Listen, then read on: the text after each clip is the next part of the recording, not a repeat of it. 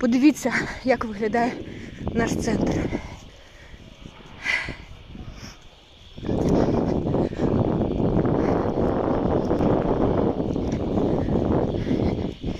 Я прошу поширити це відео, якщо можна.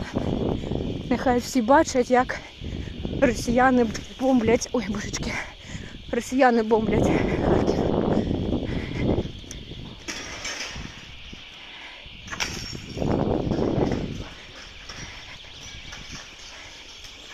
Оце палац студентів.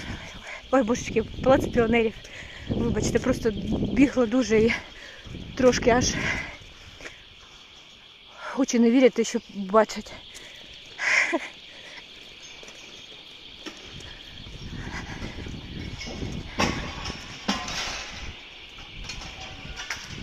Просто від ОДА, ви бачите? Зараз я наближу.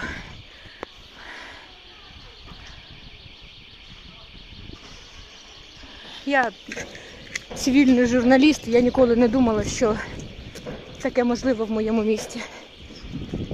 Та в будь-якому місті.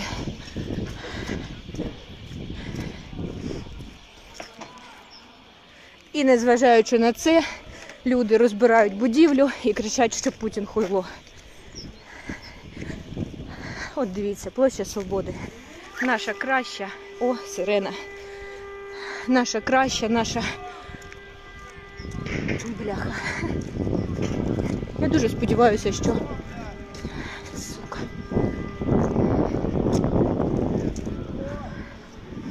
Подивіться, я зараз буду ховатися в метро. Стоять